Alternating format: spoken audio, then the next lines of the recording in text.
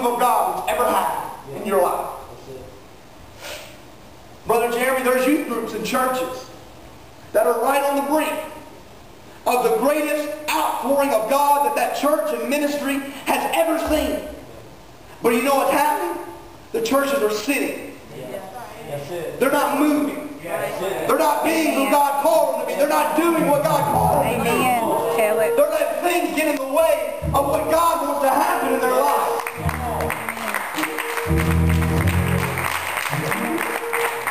We read a story here in 2 Kings. It's a very powerful story if you've ever read it. Especially by the time you get to the end, and we're going to get there. But we find ourselves in Samaria in a great famine. A famine that was so bad that donkey's head and dove's dung were high dollar items to eat. The famine was so bad that mothers were taking turns eating their children and saying, we'll eat my baby today and we'll eat your baby tomorrow. That's how bad the famine was. Have you ever been in a famine in your life spiritually? Have you ever been there? Have you ever been in a place where you were missing something and you were so hungry or so thirsty for something and it just felt you couldn't find anything to satisfy that hunger and thirst? Have you ever been in a famine in your life where you were so alone and you felt nobody was there for you, and every time that you needed help you didn't have anywhere to look and you didn't have anywhere to go? Has anybody in here, have you ever been in a real famine? That's where they were. They were hungry. They were looking for something more out of their life. And things just seemed to get worse and worse and worse. And I'm going to tell you, I've been there. There's been moments in my life where I was in the middle of a famine, man. No matter how hard I tried, no matter where I looked, it seemed like no matter what was going on, things were just getting worse and worse and worse and worse, and I was hungry. And I started trying to satisfy my hunger with other things. Things that I could do. Started trying to satisfy my hunger through my preaching. And not through letting God speak through me. Come on. Started trying to satisfy my hunger in other areas of life. And God's sitting there the whole time. He said, listen, I'm the answer to your famine.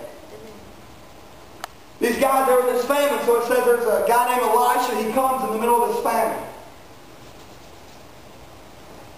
You know, I'm longing for the day, and I want you to listen to me, young person. I really do. Pastor Jeremy, man, I'm looking for the day when prophets are going to come back into our churches. Yes. I'm talking real prophets. Because these guys, let me tell you something. You guys don't know about real prophets. That's right.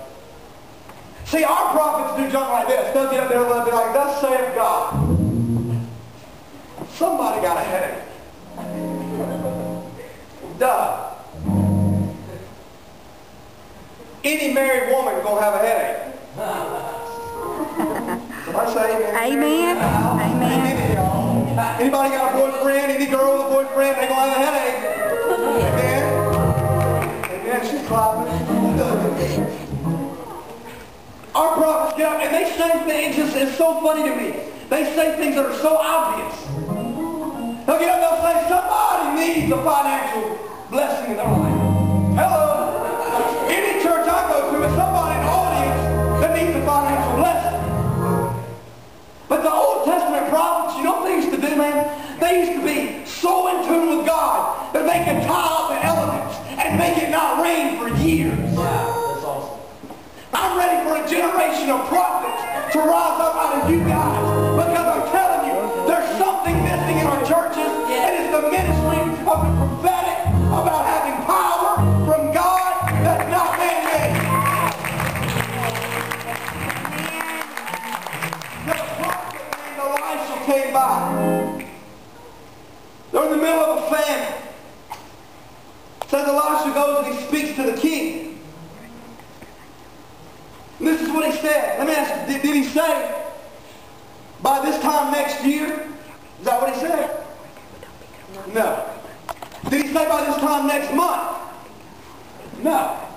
Did he say by this time that's down inside of you? Do not let that stop you. Do not let your present circumstances or the past and what you've seen, don't let that stop you from letting God do what he wants to do here.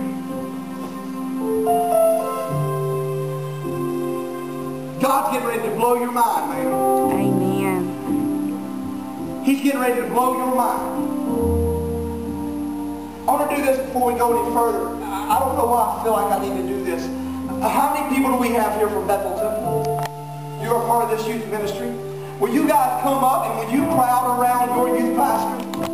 And we determine our future, our church's future, the future of the kingdom of God, based on what's behind us. That's why the church is dying today. That's why the church is dying today. And I don't care what you're looking for God to do in your life. And I don't care how big or how hard it looks. If you move tonight, if you'll understand the power of just moving, God will do the impossible in your life. He will do the impossible in your life tonight. So we read the story of the first guy. God said even if God would open up the floodgates of heaven, it couldn't happen. But then check out what happens next. We start reading in verse 3. It says, now there were 4 men with leprosy at the entrance of the city gate. They said to each other, why stay here until we die? If we say we'll go into the city, the famine is there, and we'll die. If we stay here, we will die. So let's go over to the camp of the Arameans and surrender. If they spare us, we live. If they kill us, then we die. So at dusk they got up and went to the camp of the Arameans. When they reached the edge of the camp, not a man was there, for the Lord had caused the Arameans to hear the sound of chariots and horses and a great army, so that they said to one another, look, the king of Israel has hired the Hittite and Egyptian kings to attack us. So they got up and they fled in the dust and abandoned their tents and their horses and donkeys. They left the camp as it was and ran for their lives. Now listen. The men who had leprosy reached the edge of the camp and entered into the tents, and they ate and drank and carried away gold and silver. What an awesome story. It says there's 4 leprous guys. They're sitting outside the city gates. They're not even on the inside of the city. They're not even important enough to be in the famine. I mean, these were the lowest of low guys. They're outside the city. Why? Because of their disease, because of their problems, because of their condition. Again, have you ever been there? I have.